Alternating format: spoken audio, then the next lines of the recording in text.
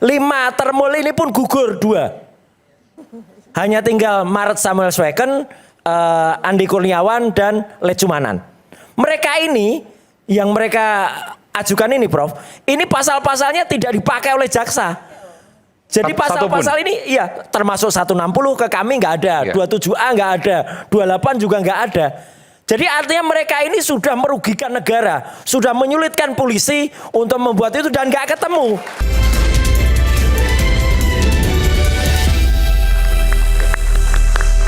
Tadi Prof Gayus minta sedikit, silakan. Ya, terima kasih. Ini waktunya Dokter Tifa, tapi nggak apa-apa, saya minta sedikit. Jadi begini, jaksa itu disebut sebagai dominus litis. Pengendali perkara. Pemilik perkara. Oke. Nah, oleh karena itu ini dokumen dikembalikan. Artinya sudah milik kembali ke yang punya. Jaksa. Ya, jaksa berarti. Oke. Kalau penyidik ingin membuat penyidikan baru, tentunya akan melalui jaksa. Mau apa tidak? Mau dia perbaiki apa tidak yang dikembalikan oleh hakim. Hakim juga disebut di samping dominus litis, dia adalah penguasa pengadilan. Pemilik jaksa, penguasa pengendali adalah hakim, majelis. Artinya apa?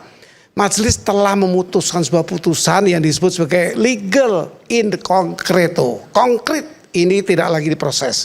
Berarti yang bersangkutan sudah tidak terdakwa lagi. Kalau ada yang baru, buat yang baru. Jadi nomor baru, registrasi baru. Itu pemikiran saya.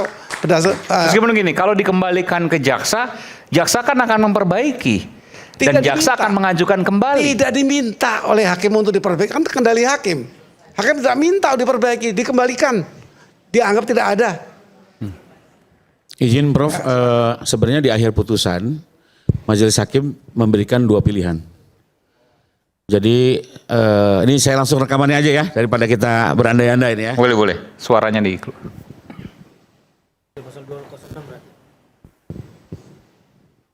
Demikian putusan yang diambil oleh majelis atas perlawanan dari terdakwa melalui tim advokatnya. Kepada penuntut umum bisa menggunakan ketentuan pasal 206 ayat 4 untuk melakukan perlawanan atau akan menggunakan pasal 75 ayat 4 KUHP.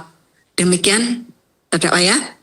Telah selesai pembacaan putusan, dengan demikian sidang selesai dan ditutup. Oh, ada 2 pilihan tadi. Jadi ada 2 pilihan, izin Prof, di pasal 75 ayat 4 itu jelas di situ kata-katanya adalah jaksa berhak untuk memperbaiki dakwaan dan mendaftarkannya kembali ke pengadilan, namun dengan 1 kali kesempatan saja. Manakala nanti setelah didaftarkan kembali teman-teman PH kembali mengajukan eksepsi, maka eksepsi ini tidak lagi dipertimbangkan dalam putusan setelah, tapi diselesaikan dalam putusan akhir. Jadi memang ini KUHP yang baru ini cukup menarik, Prof. Jadi ada 1 ketentuan, kalau memang jaksa memilih untuk memperbaiki bisa berdasarkan 75 ayat 4, tapi itu diperbaiki, didaftarkan kembali dengan nomor perkara baru, ya, dan disidangkan sejak awal lagi, dibacakan dakwanya sejak awal lagi. Saya mencatat nomor perkara baru. Itu saya catat. Betul. Tetapi mengenai hak yang telah dihapus, tidak mungkin seseorang yang sudah diuntungkan menjadi mau dirugikan. Ini, jadi saya milih yang kedua, artinya dengan nomor baru, registrasi baru. Oke. Tapi ini pilihan ya, artinya jaksa bisa memilih yang manapun. Pilihan yang tidak mungkin dipilih. Gimana, Prof? Mungkin dipilih karena sudah nyaman, tidak lagi dipersoalkan. Tapi kan pengendalinya jaksa. Ya. Kalau jaksa mengajukan lagi?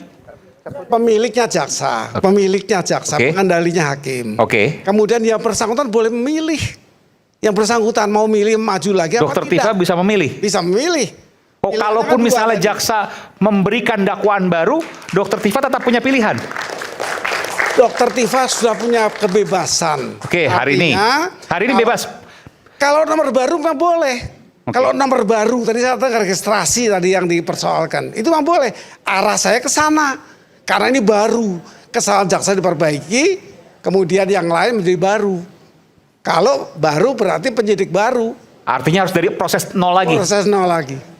Oke, ini menurut Prof ya. Makanya gelap gulita lah nanti semua. Keluar biasa. Dan kalau seandainya ini dipaksakan untuk kemudian diterdakwa kemudian disidangkan, hak Dokter Tifa? Iya, untuk boleh? protes. Hak Dokter Tifa? Ya tentu untuk melawan lagi. Walaupun dibilang tidak boleh mengenai itu, tapi mengenai baru berhak sekali. Ya. Oke. Hak ajasi. Jadi posisinya akan lebih kuat nanti di sidang 6 Agustus Dokter Karena Tifa. sudah pernah dibebaskan. Iya. Oh, bahasa dibebaskan. Ya karena dicabut. Kan dibebaskan dari semua dakwaan, bebas. Oke. Kan Kan bebas batal demi hukum. Artinya bebas dari semua dakwaan itu, menarik, tapi menarik. penuntutan tidak Sidang gugur. tanggal 6 Agustus akan menjadi Penuntutan kan sangat tidak gugur. menarik karena berbeda Harus dengan dari sidang dakwaan yang sebelumnya. pertama, bukan dari dakwaan yang ini. Luar biasa. Prof nanti datang ke sana. Silakan Dokter Tifa. Iya, begini ya. Jadi saya mau mencoba melakukan kilas balik singkat aja ya, 455 hari ini. Jadi pada saat keputusan tanggal 23 Juli 2026, waktu itu tepat 450 hari, saya hitung sejak 30 April 2025 ketika Pak Joko Widodo itu melaporkan saya dan kawan-kawan. Ya, itu 450 hari. Dan hari itu menurut saya penuh berkah ya. Kenapa? Sekali lagi kita melihat bahwa ternyata hukum tidak mati di negara tercinta ini. Hukum betul-betul tegak berdiri. Dan pada 4 kali persidangan yang saya ikuti dari sejak awal pada sidang perdana, itu majelis hakim sudah menyatakan bahwa kami tidak menerima suap, kami bekerja betul-betul sesuai dengan koridor hukum. Dan kemudian pada sidang yang keempat, ketika majelis hakim memberikan keputusan bahwa dakwaan ini batal demi hukum, di akhir dari pembicaraan, di akhir dari keputusan itu, hakim juga menyatakan bahwa seluruh proses persidangan ini bebas dari semua hal-hal yang tidak sesuai dengan hukum. Ya, jadi sekali lagi saya mau mengunci apa yang terjadi pada peristiwa persidangan saya, bahwa saya atas perbuatan yang dituduhkan itu batal demi hukum. Jadi kemenangan ini adalah sebuah kemenangan yang permanen. Nah, ketika nanti ternyata jaksa itu mengajukan sebuah perkara baru di tanggal 6 Agustus nanti dijadwalkan ada sebuah persidangan, menurut Profesor Gayus Lumbun, saya bebas menentukan. Posisi saya orang free, saya orang bebas, saya sudah bukan lagi terdakwa. Jadi pada saat tanggal 7 November 2025, ketika saya ditetapkan sebagai tersangka, kemudian pelimpahan berkas di tanggal 22 Juni 2026, saya menjadi terdakwa, otomatis tersangka saya udah lepas. Saya berubah menjadi terdakwa. Ketika kemarin tanggal 23 Juli 2026 itu, saya dinyatakan perkara saya itu bebas batal demi hukum, ya terdakwa saya udah hilang. Jadi saya besok datang insya Allah ya 6 Agustus 2026 itu sebagai orang bebas. Dan tentu saja dengan kebebasan itu saya bebas menentukan saya akan duduk di mana. Nah ini menarik kan? Menarik. Karena saya tidak punya kewajiban untuk duduk di tengah-tengah itu. Nanti Dokter Tifa akan menyampaikan kepada hakim pernyataan ini. Oh ya tentu saja kan, karena kita harus jelas ini kan. Kalau seandainya didudukan di terdakwa, maka kurang lebih Dokter Tifa akan menyampaikan bahwa saya keberatan. Oh iya, karena saya bukan terdakwa lagi. Ini adalah nomor perkara yang berbeda. Saya menjadi terdakwa pada nomor perkara 301. Nomor perkara 301 itu sudah hilang. Sudah hilang. Ya, berkas sudah dikembalikan. Nah, besok tanggal 6 Agustus 2026 saya akan diundang pada perkara yang baru. Di mana perkara yang baru itu saya bukan lagi terdakwa, bukan lagi tersangka, apapun itu. Ya saya pengunjung aja yang diundang sama pengadilan begitu ya, seperti itu. Jadi itu kita jelas ya, kita clear. Ini kita belajarnya luar biasa gitu. Nah, kemudian berikutnya saya sampaikan bahwa sekali lagi ya, mohon agar jangan kecewa seluruh masyarakat Indonesia bahwa memang sidang ini ya itu menyidangkan laporan polisi atas tuduhan saya melakukan pencemaran nama baik, melakukan fitnah dan melakukan manipulasi, apalagi itu kan gitu ya, pasal 32 35 itu yang benar-benar lemah secara mau diapain juga itu lemah kan begitu ya. Nah, jadi coba bayangkan pada saat laporan polisi itu dibuat tanggal 30 April 2026 itu isinya ada 8 pasal. 2025. Dan 2025 ya, itu isinya ada 8 pasal dan itu tumpuk-tumpuk. Artinya tuh pasal berlapis begitu. Tapi setelah 450 hari, setelah 1 tahun lebih ya, itu gugur satu-satu. Gugur satu-satu tinggal 4 pasal aja. Pasal yang sangat lemah. Sehingga ibarat kata tuh gini loh ya. Polda itu diberi tugas untuk mengais-ngais, untuk mencari-cari bukti-bukti bahwa saya betul-betul mencemarkan nama baik, saya melakukan fitnah, saya melakukan manipulasi dan sebagainya dengan terengah-engah, dengan terseok-seok selama 1 tahun, bayangkan. Mana ada sih Polda atau polisi itu harus cari-cari, mengkais-kais bukti-bukti selama setahun lebih, kan jarang sekali, atau bahkan mungkin belum pernah ada kan gitu. Nah kemudian setelah itu ibarat kata bahan-bahan seperti itu dipaksakan dimasak oleh Polda, lalu kemudian diberikan kepada Kejaksaan. Nah, diberikan kepada Kejaksaan ini menarik sekali loh, karena dikembalikan menurut undang-undang itu 14 hari, lalu 14 hari kemudian dikembalikan lagi ke Polda pada bulan Januari 2026. Tapi apa yang terjadi oleh Polda dikembalikan itu baru bulan Juni 2026. Jadi ibarat kata masakan-masakan ini udah ada yang basi, udah ada yang belatungan, ya, udah tidak bisa lagi dimasak lagi. Jadi bayangkan ya betapa lemahnya surat dakwaan itu. Jaksa ya itu sudah melakukan pekerjaannya secara profesional, berusaha dengan sekuat tenaganya dengan bahan-bahan yang sudah basi ini untuk menyajikan masakan itu ke hakim. Ya terang aja hakim suruh makan masakan yang udah basi, udah belatungan, ya nggak mau kan gitu. Otomatis ya dibuang begitu loh. Jadi analoginya tuh seperti itu. Maka kalau seandainya memang tidak puas jaksanya atau saksi pelapor dan sebagainya, ya silahkan cari lagi bahan lagi dari awal. Kemarin makanan yang basi itu udah dibuang sama hakim. Cari masih segar, cari mulai dari awal gitu ya, seperti itu. Dan aduh alangkah sia-sianya ya, kita semua 280 juta rakyat itu udah tersandera loh selama setahun lebih, dan ternyata batal demi hukum. Masa iya kita mengizinkan sebuah proses dimulai lagi sementara bahannya kita sudah tahu kualitas bahannya seperti apa, ya. Saya tambahin sedikit Mas Aiman. Ya. Jadi supaya jelas ya, supaya detail yang sampaikan Dr. Tifa. Jadi ini memang konspirasi yang jahat sekali. Ya, yang lapor bukan hanya Jokowi waktu itu. Ditambah para termul. Tadinya ada 5 termul yang lapor, ada 5. Dan laporannya itu hanya di Polda Metro Jaya. Tapi ada di Polres Jakarta Selatan, ada yang Polres Jakarta Depok dan lain sebagainya. Pasal-pasal yang tadi disebut yang Dr. Tifa 8 itu termasuk diantaranya adalah 160 tadinya. Ada 160. Selain 310, 311.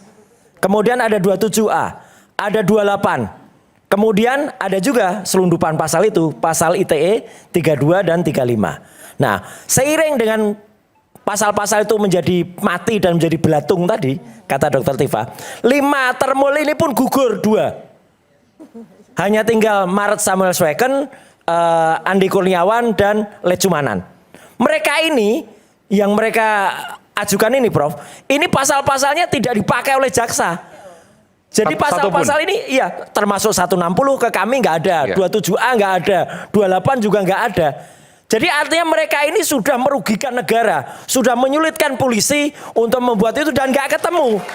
Makanya layak mereka itu sekarang ada terus terang.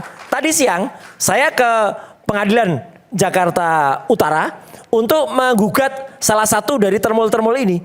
Mereka melakukan tuduhan atau merasakan keterangan palsu di dalam akta.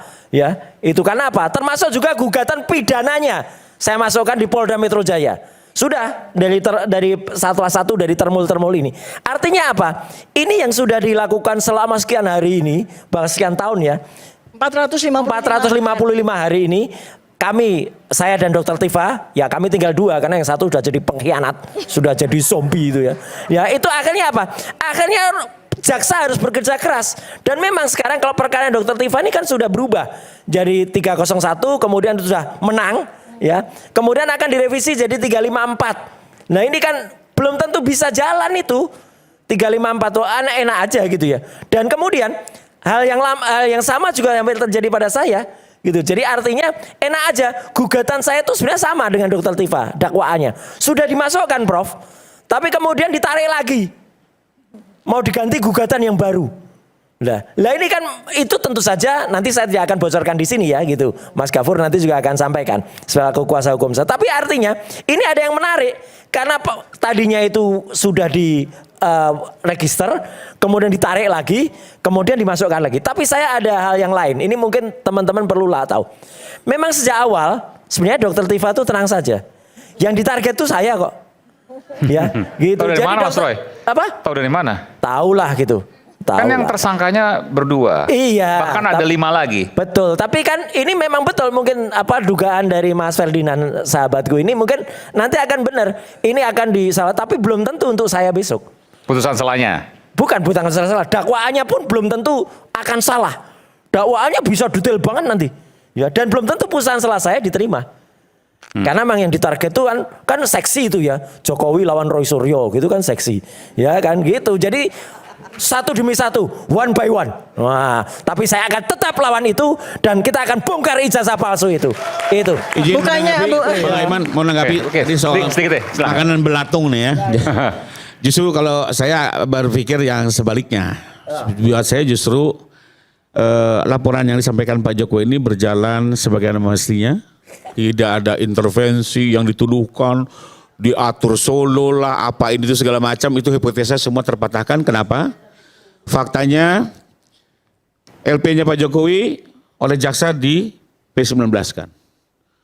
Artinya jaksa sempat melempar kembali yang tadi disampaikan kepada kepolisian. Saya minta dilengkapi. Artinya apa? Nggak ada kekuatan. Kita melaporkan seperti rakyat biasa. Ya. P19 silakan dikoreksi, bahkan banyak petunjuknya. Polisi harus bekerja keras atas permintaan jaksa. Itu proses itu kita lalui. Ya, sampai akhirnya jaksa yakin. Ya, setelah yakin pun juga masuk diuji eksepsi dikabulkan. Ya. Jadi nggak ada tuh terus Bang Roy mengajukan pra peradilan dikabulkan gitu ya. Artinya ini proses yang berjalan seperti biasanya gitu. Nggak ada kekuatan mengatur remote ini itu. Pak Gayus kan pengalaman. Berarti kan ini sesuatu yang normal. Pak Jokowi melakukan upaya hukum sebagai warga biasa. Beliau meninggalkan sebagai pernah menjadi presiden apapun itu. Beliau pun nanti dipanggil akan hadir di pengadilan. Artinya betul-betul ini adalah permohonan seorang warga negara yang memohonkan keadilan. Tidak ada kekuasaan, tidak ada intervensi, tidak ada pengaruh apapun, semua berjalan bergulir, bahkan terjadi check and balances yang begitu keras. Baik di pra-peradilan, baik di eksepsi, termasuk di P19. Jadi hipotesa yang selama ini diatur-atur solo, di remote, menurut saya semua rakyat bisa membuktikan. Nah terus terakhir, terlepas dari euforia kemenangan apapun, saya tetap menghormati Bang Akatiri. Beliau sudah memenangkan eksepsi, akhirnya mau dalam kacamata saya ada, beliau sebagai advokat sudah menjalankan tugas check and balances dengan baik dan mengkoreksi dakwaan. Dan kita harus apresiasi apa yang dilakukan oleh Bang Akatiri. Ya, saya harus mengatakan itu fair ya. Tapi apapun juga, putusan setelah itu bukan putusan akhir. Ya, saya kalau ada argumentasi putusan seolah menjadi putusan akhir, kok saya jadi kebingungan lagi ya. Dari 35 tahun yang lalu saya belajar. Putusan selah bukan putusan akhir. Iya, Dan putusan selah. Namanya juga putusan akhir, putusan selah. Putusan selah itu putusan di tengah-tengah dan dia tidak menentukan sebagai kunci akhir. Nah, dengan segala fenomena yang ada, buat saya ini bagus sekali. Ini check and balances ya. Saya ingin juga proses hukum ini berjalan normal, profesional, objektif dan diawasi oleh rakyat. Tapi sebelum ada putusan akhir yang berkekuatan hukum tetap, menurut saya kita jangan dulu mengesampingkan praduga tidak bersalah, termasuk juga praduga bersalah. Jadi menurut Anda menjadi status proses hukum Dr. yang Tifa masih terdakwa? Yang bicara ini kan KUHP bukan saya. Dalam konteks jaksa memilih untuk perbaikan, jaksa tidak diminta untuk mengembalikan ke penyidik. Kata KUHP sini jaksa cukup memperbaiki dan mendaftarkan kembali untuk disidangkan. Ini kata pasalnya. Tidak memberikan pilihan kepada Dr. Di Tifa? KUHP loh yang ngomong ya bukan saya. Ini memang ketentuan baru loh. Di KUHP lama nggak ada seperti itu. Makanya kembali lagi kita sama-sama belajar, kita sama-sama melihat. Oh begini aturan mainnya, bahkan di ultimatum cukup sekali saja gitu ya. Ini Bang Ferdinand juga sudah baca mungkin ya. Artinya ya kalau menurut saya beliau nanti tetap dipanggil sebagai terdakwa. Tapi kalau memang confident tidak merasa sebagai terdakwa ya mau ngomong ke saya aja. Cuma saya khawatir nanti malah terjadi upaya paksa gitu ya. Karena dianggap ini panggilan liar, sidang liar gitu kan ya. Saya maaf ya, dari tadi itu sebenarnya Mbak Rifa itu banyak sekali menyampaikan sesuatu yang sangat keliru ya. Cuma saya karena kayaknya hari ini kan dikasih waktu lebih banyak gitu. Jadi kan tadi kita udah selesai, bahkan ada 2 guru besar. Kemarin saya dengan Profesor Suparji, sekarang dengan Profesor Gayus Lumbun. Jadi udah selesai ini, nomor pasal ini udah selesai. Saya sudah bebas dari terdakwa, dari tersangka. Lalu kemudian kalau kemudian ada perbaikan, ternyata kan nomor pasalnya beda. Nah sekarang kan menjadi persoalan, pertanyaan, lah saya datang sebagai apa kan gitu. Jadi ini harus jelas. Jangan katakan bahwa putusan selah itu bukan ada dari segalanya. Enggak, kemarin itu dakwaan 37 halaman itu batal demi hukum, selesai, tutup, gitu loh ya. Sebentar. Kasih kesempatan saya untuk bicara, boleh? Ya, sebentar, izin sebentar supaya nyambung ya. Jadi yang saya perlu klarifikasi lagi ya, bahwa ketika kami berdua bertiga, tapi yang ketiga udah nggak ada gitu ya. Ketika kami itu hadir 15 April 2025 itu tonggak dari perkara ini ya. Saya perlu koreksi.